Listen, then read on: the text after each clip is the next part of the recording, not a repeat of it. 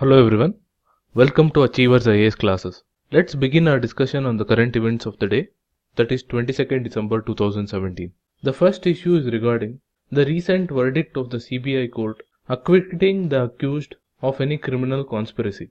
The newspaper is filled with various news items which are mostly political and is not important to us from the examination point of view. So I am discussing the editorial carried in the Hindu today, which has highlighted that the Supreme Court in the year 2012 declared that the allocation of 2G spectrum was illegal and arbitrary. It held that the telecom minister at the time manipulated the first come first serve basis to favor certain corporates, helping them make a windfall profit, which has now been rejected by the CBI court.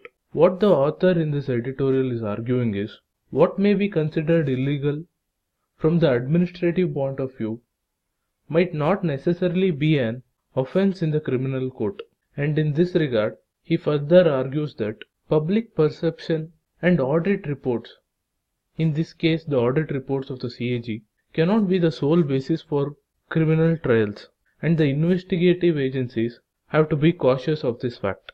An interesting point highlighted in the editorial is that the telecom minister of the time, by not revising the entry fee, had ensured cheaper telephony and increased teledensity as claimed by him during his defense. The central government has already expressed that it is going to further appeal the decision of the CBI court in higher judiciary and will further discuss it depending on the future action taken by the government. Till then, let's move on to the next issue in news today, which is regarding the Mahatma Gandhi National Rural Employment Guarantee Scheme. The issue is in news because Odisha government has recently returned to the central government to release the funds allocated under the scheme. UPSC has previously asked questions on the Manrega Act in several instances. So let's just briefly see what the scheme is all about. The Mahatma Gandhi National Rural Employment Guarantee Act is the largest social security scheme in the world, which guarantees 100 days of unskilled manual labor to all rural households. The point to be noted here is the scheme is demand driven and gives the rural households the right to work, placing an obligation on the state to give them the work on demand. With that, let's move on to the next issue in news today, which is regarding the Rashtriya Vayoshri Yojana, which was launched in April 2017. The Rashtriya Vayoshri Yojana is a central sector scheme, meaning it is both funded and implemented by the central governmental agencies. Under these schemes, senior citizens belonging to BPL category will be provided with assistive living devices to help them overcome disabilities related to old age such as low vision, hearing impairment, loss of teeth, etc. The aids and devices provided under the scheme include walking sticks, wheelchairs, hearing aids, etc. The scheme is implemented by the Artificial Limbs Manufacturing Corporation, which is a public sector undertaking under the Ministry of Social Justice and Empowerment, and the beneficiaries are identified through a committee set up by the state governments or union territories chaired by the district collector. Given that the elderly constitute one of the most vulnerable sections of the population, and many among them who face various financial difficulties, the scheme is a welcome move and is important to us from the examination point of view. The next issue in news today is regarding the government's budget. The news article is arguing that the government is likely to increase funding to the farming and rural sectors in the upcoming budget. The reasons put forth for this argument is the central government will be looking at shoring up political support in the rural areas given various elections in the pipeline, not to forget the parliamentary elections in the year 2019.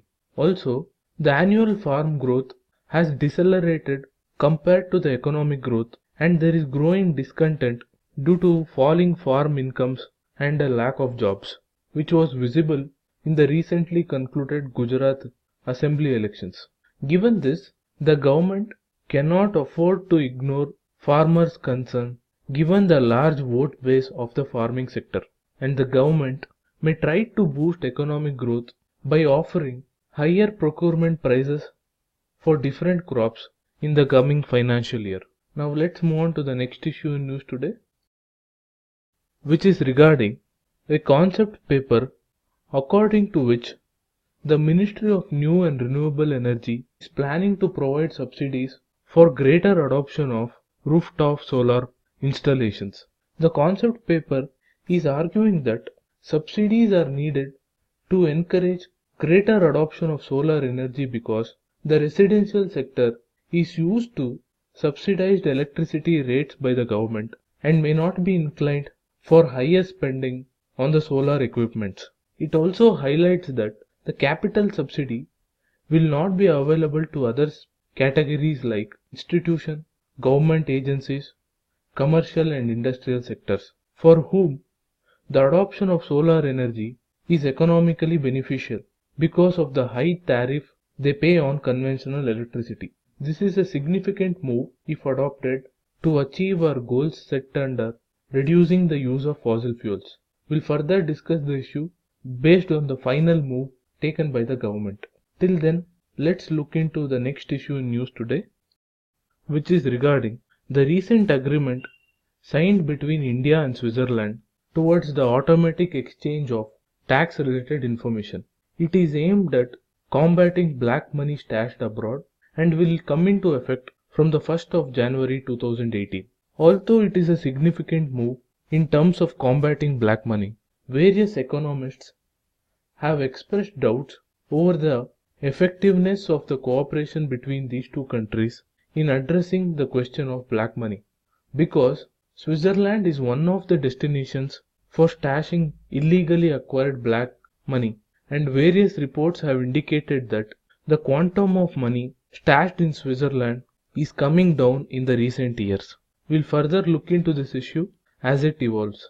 With that, let's move on to the next issue in news today, which is regarding India-China border talks to be held today, where various issues like the One Belt One Road initiative, China's opposition to India's membership at the Nuclear Suppliers Group, India's opposition to China-Pakistan Economic Corridor, etc.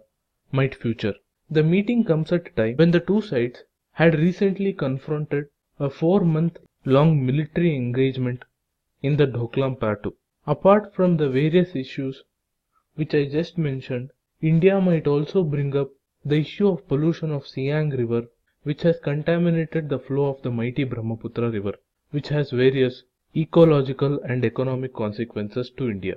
We'll discuss the issue in further detail once the details of the meeting is out in public domain.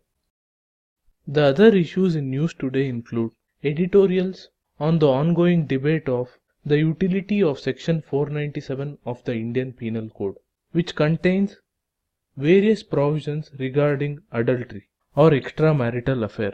I have already discussed the issue in depth in my previous videos, which is basically with regard to the unequal treatment of women. According to Section 497 of the IPC, the woman who indulges in an extramarital affair is always treated as a victim, while the man involved is accused of the crime. And according to the provisions under the Section 497, there is no commission of adultery if it is carried out with the permission of the husband of the woman. This is seen as violative of gender neutrality, and activists have demanded to repeal the outdated law. For further details and the notes on the topic, please go back and watch my previous news analysis videos.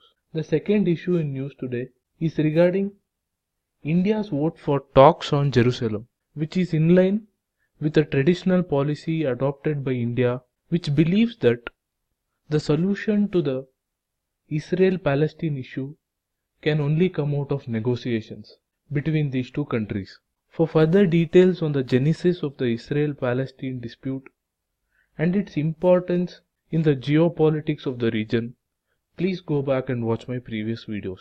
The final issue in news today is regarding the Uttar Pradesh Control of Organized Crimes Act, which is aimed at curbing organized crime in the state. Please watch the previous news analysis videos for details on the bill. With that, I am wrapping up today's news analysis. Do like, share and comment to support this initiative. Thank you for watching. Have a nice day.